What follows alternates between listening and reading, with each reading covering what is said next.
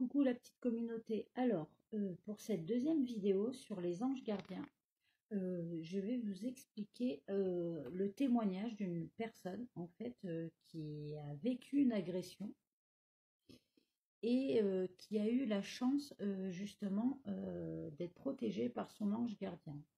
Alors en fait, cette femme avait une dizaine d'années à l'époque et si vous voulez, en fait, elle s'est fait agresser par quelqu'un, poursuivie. Et au moment où elle se faisait poursuivre par cet agresseur, si vous voulez, justement, elle a fait appel à son ange gardien pour la protéger spirituellement. On va dire télépathiquement, si vous voulez, elle a demandé à son ange gardien d'être présent à ses côtés et de la protéger contre cet agresseur. Alors elle explique dans son témoignage que bon, bah, elle n'a pas vu son ange gardien, mais qu'au moment où elle a fait sa demande, bah, son agresseur, quelques minutes après sa demande à son ange gardien, et a arrêté de la poursuivre en fait et est parti. Comme si justement son ange gardien avait été là et avait fait peur à son agresseur. Quand elle a fait ce témoignage et qu'elle a raconté son histoire en fait à monsieur Serge Boudboul, justement, elle explique que ça a été vraiment comme une, je sais pas comment vous expliquer. Enfin, elle explique qu'elle n'a pas vu son ange gardien, mais qu'au moment où elle a fait la demande, elle a senti comme s'il y avait quelqu'un à ses côtés. Et quelques minutes après, en fait, son agresseur est bien parti. Alors, est-ce que c'est son ange gardien et l'ange gardien de son agresseur, parce que malgré tout, il a aussi un ange gardien, qui ont communiqué, qui ont fait que l'agresseur est parti? Ou je ne sais, je ne sais pas, où est-ce que lui a senti qu'il y avait quelque chose et qu'il en a eu peur et qu'il a arrêté de la poursuivre, je ne sais pas. En tout cas, dans ce témoignage, ça prouve bien que les anges gardiens ont vraiment un rôle de protecteur et qu'il a bien fait son rôle de protecteur. Voilà. Donc ça, c'était le témoignage d'une jeune fille, on va dire. À l'époque, elle avait 14 ans quand c'est arrivé. Voilà, enfin, voilà. En tout cas, c'est un témoignage qui était vraiment assez poignant dans sa description parce que quand elle raconte son histoire, c'est vraiment, voilà, elle a vraiment vécu ça intensément et elle explique vraiment que voilà, après avoir fait sa demande à son ange gardien, elle a vraiment senti comme une sensation de présence à ses côtés. Elle s'est sentie comme dans une boule de protection et suite à cette sensation, voilà, son agresseur a arrêté de la poursuivre et il est parti. Donc c'est quand même pas une coïncidence. Voilà, et encore une preuve que les anges gardiens voilà, ne faillissent pas à leur mission parce qu'on voit vraiment qu'ils interviennent immédiatement, hein. Dès que vous êtes en danger, ils interviennent. Ça, c'est clair et net. Voilà, je pense que même si elle n'en avait pas fait la demande, il serait intervenu quoi qu'il arrive. Voilà. Sinon, il y avait un autre témoignage de Mademoiselle Corinne, justement, qui parlait qu'elle a rencontré en fait son ange gardien suite à une EMI en fait. Voilà, une expérience de mort imminente, hein. Comment vous expliquer? Alors, bien sûr, elle a été anesthésiée, c'était à l'hôpital, c'était voilà, c'était suite à une anesthésie, hein, mais bon, elle a rencontré son ange gardien à ce moment-là, suite à cette EMI, justement. Elle a eu vraiment une drôle de sensation. Alors, elle n'a pas eu la même sensation que la plupart des gens qui vivent une EMI. Vous savez, cette impression, la plupart des gens qui vivent une EMI ont cette sensation d'être attirés par un tunnel de lumière. Elle l'a pas vu comme ça, hein. Ça, c'est dans les cas les plus classiques, en fait, dans la plupart des témoignages qu'on peut voir des EMI, justement, les gens sont attirés dans un tunnel de lumière. Pour elle, ça n'a pas été le cas, en tout cas. Elle s'est sentie tomber en arrière. Et Elle s'est sentie tomber en arrière et suite à ça, en fait, elle a vu la Sainte Vierge la prenant dans ses bras pour la ramener dans son corps. Euh, voilà, elle a plusieurs fois demandé à cette Vierge si c'était bien la Sainte Vierge. Elle lui a posé la question plusieurs fois. Voilà, et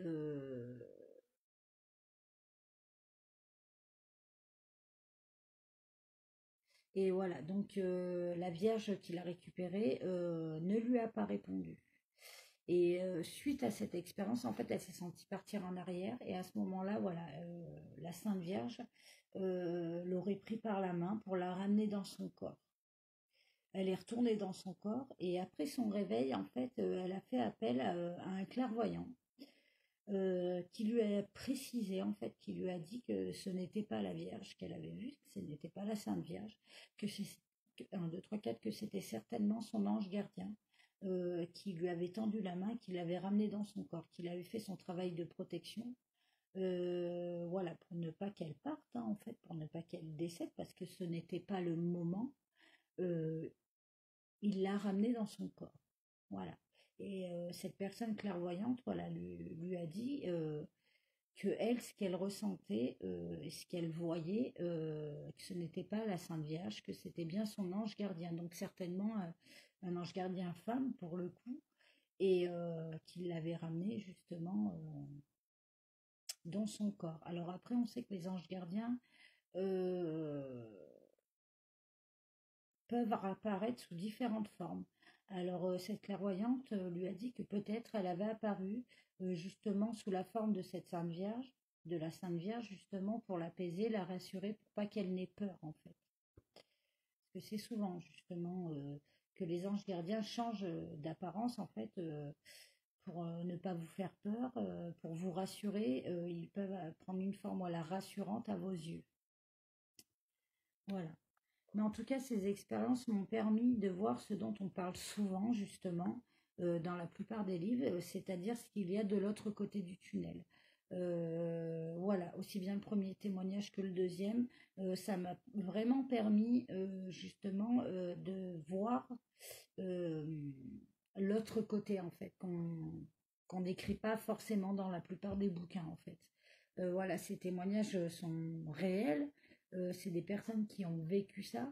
Alors il y a la première version justement de Mademoiselle de Mylène V qui a fait appel à son ange gardien, qui a vraiment senti sa présence malgré qu'elle ne l'ait pas vue. Et il y a le témoignage de Corinne, elle qui a pu voir suite à son EMI, voilà, son ange gardien sous la forme justement de la Vierge.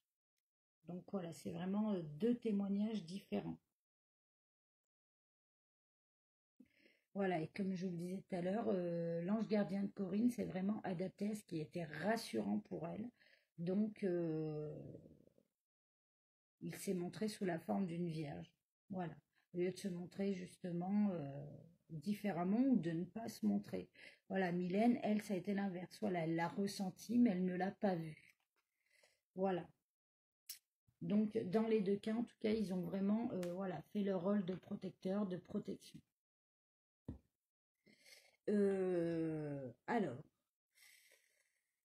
voilà. Alors après, ils peuvent vous aider de différentes manières.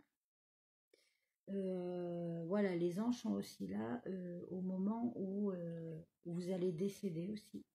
Donc je vais vous lire un témoignage aussi d'une personne. Euh, voilà, enfin vous allez comprendre. Voilà. Parce que les anges sont aussi présents au moment du passage de l'autre côté, hein. Alors, Monsieur Christian S., habitant à Bordeaux, venait de décéder.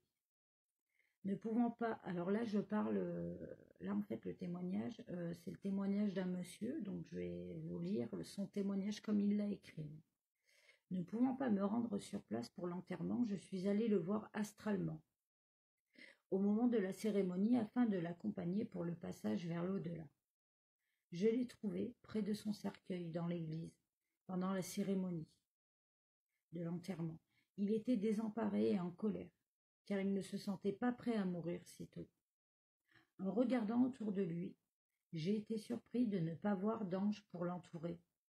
J'ai demandé où ils étaient, ainsi que les êtres de lumière devant l'accompagner, car monsieur Christian S. était très spirituel dans la vie. Suite à ma demande, j'ai vu d'un seul coup apparaître, à 3 mètres derrière lui, 4 anges dont les corps devenaient de plus en plus nets. Monsieur Christian S. était comme enfermé dans une prison mentale, en fait, ressassant son problème, l'empêchant de voir les êtres autour de lui, justement. Il lui faudra un certain temps pour accepter la situation et se laisser prendre en main par des anges.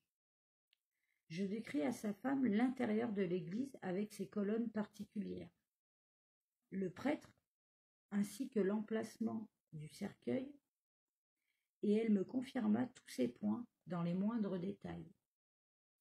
Ce monsieur a décrit la scène, l'enterrement, l'église et tout à la femme de Christian, justement pour lui prouver qu'il était bien là astralement et qu'il avait justement vu Christian à côté de son cercueil seul, et que suite à sa demande, parce que ne voyant pas les anges, il s'est inquiété, mais en fait Christian était tellement dans une colère noire et pas prêt à partir qu'en fait, si vous voulez, à ce moment-là, c'est comme s'il avait des œillères et qu'il ne voyait pas les anges autour de lui pour l'accompagner de l'autre côté, en fait, entre guillemets.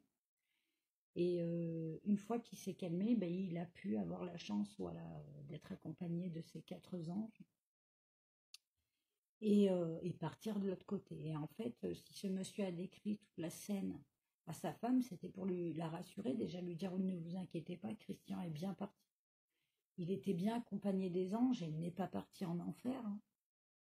Et aussi pour lui prouver que, voilà, en lui décrivant l'église, les lieux et la cérémonie, malgré qu'il n'était pas là, c'était pour lui prouver que astralement il était bien là. Voilà. Puisqu'au jour d'aujourd'hui, spirituellement, il faut presque tout prouver. Et lui, voilà, par ce témoignage, par cette description de l'église et de la cérémonie, il a pu lui prouver qu'il avait bien vu Christian partir avec des anges. Voilà, et ça, c'était un témoignage, là, moi, je l'ai peut-être mal lu, mais en tout cas très poignant.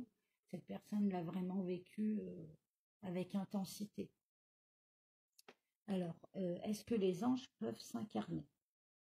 Les anges ne s'incarnent pas, car ils sont à la disposition de l'homme, bien que n'ayant pas le même chemin, ils sont à notre service. L'expérience que l'homme vit en venant sur Terre et en se confrontant au mal ne fait pas partie de l'expérience angélique en tant qu'être pur. Alors, sommes-nous toujours à l'écoute des signes? Alors, il ne faut pas hésiter à demander des signes de leur présence régulièrement. Rappelez-vous que les signes sont toujours très personnels. Les anges communiqueront avec vous, toujours au travers de ce qui vous parle le plus. Ces signes, après les avoir demandés, pourront être pris pour des coïncidences, hein. La plupart du temps, voilà, les signes qu'ils vont vous envoyer, vous allez prendre ça pour des coïncidences.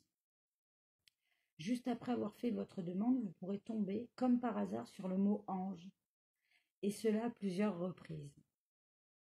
Ce ne sera pas une coïncidence, car les anges agissent toujours de façon très discrète. C'est à nous d'apprendre à les ressentir, justement, ou on nous demande toujours de faire le premier pas, même s'il est minime. Le reste se fait par les anges. Voilà. À vous de faire le premier pas et les anges feront le reste. Voilà. Quand on vous demande un signe, souvent, vous l'avez. Alors, la plupart du temps, vous pensez que c'est une coïncidence après avoir fait votre demande et tout. Et la plupart du temps, je peux vous assurer que ce n'est pas une coïncidence. Alors, comment aborder les anges? Pour nous apparaître, ils prennent fréquemment... Comment nous abordent les anges, pardon. Pour nous apparaître, ils prennent fréquemment une forme qui sera pour nous la plus familière possible et la plus rassurante possible, comme je vous l'ai expliqué tout à l'heure suite au témoignage. Voilà. Voilà. Alors, dans quel cas apparaissent-ils? Ils viennent vers nous principalement lors d'un danger, comme nous l'avons précisé tout à l'heure. Ce sont les guides spirituels les plus proches de nous, puisqu'ils nous assistent durant toute notre vie. D'où viennent-ils? Ils sont partout, mais proviennent de plans astral, pardon, supérieurs que nous pourrions comparer au paradis.